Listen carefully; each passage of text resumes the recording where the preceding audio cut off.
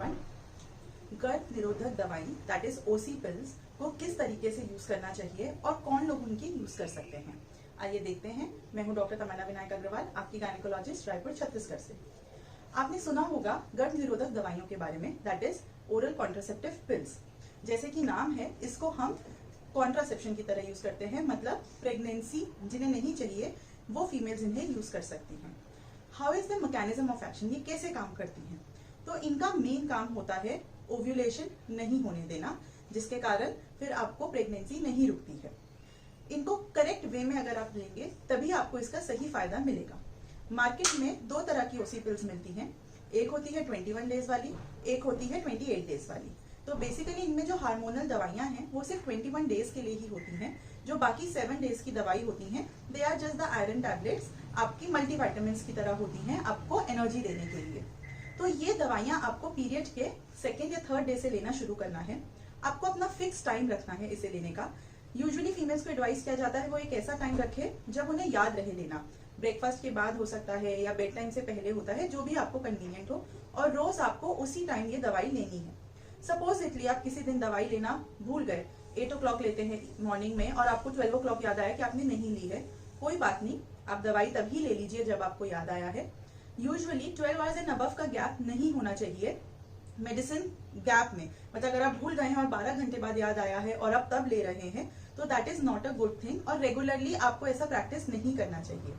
और अगर आप ऐसा भूल गए हैं और वो ओव्यूलेशन डेज हैं आपके, तब आपको एक्स्ट्रा प्रिकॉशन यूज करना चाहिए। साथ में कॉन्डम यूज कर सकते हैं या सेक्स अवॉइड कर सकते हैं उस दौरान, क्योंकि दवाइयों का असर कम हो सकता है ऐसे। सपोजिटली आपने दवाई ली और दवाई लेने के 1 घंटे बाद आपको उल्टी हो गई, तो ये दवाई आपको रिपीट लेनी पड़ेगी, क्योंकि उल्टी में हो सकता है वो दवाई निकल गई हो। अब दूसरा क्वेश्चन आता है कि कोई ऐसी दवाइयां हैं या ऐसी चीजें हैं जिसके कारण इन दवाइयों का असर कम होता है। तो यस, एल्कोहल होती है, तो उससे अगर आप सेवन करते हैं एल्कोहल का रेगुलरली, तो उससे ओसी पिल्स का जो असर है वो कम हो सकता है। नेक्स्ट है कि हमें खुद से ले लेनी चाहिए या डॉक्टर की सलाह लेनी चाहिए। तो आइडियली एडवाइस किया जाता है कि आप डॉक्टर की एक बार सलाह ले लीजिए। आपका वेट, आपको कोई हार्ट प्रॉब्लम तो नहीं है, कोई लिवर इश्यूज तो नहीं है, सिवियर माइग्रेन तो नहीं है, ये सब देखा जाता है और फिर आपको ये मेडिसिन प्रिस्क्राइब की जाती है। कई लोगों में मिथ्स हैं ओसी पिल्स को लेके।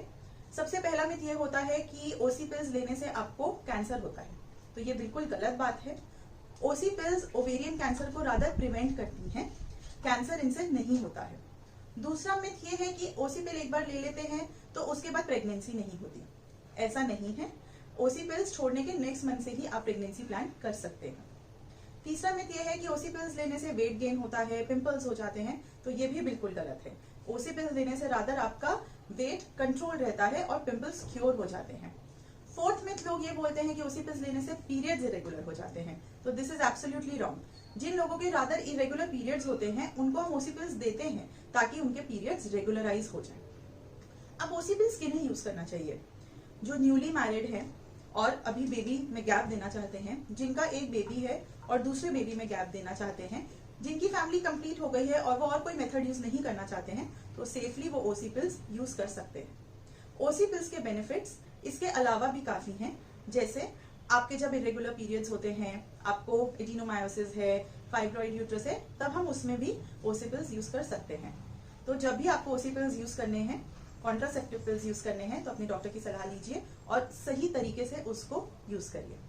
अगर आपको ये वीडियो पसंद आई तो प्लीज इसे लाइक करिए एंड शेयर करिए। Thank you.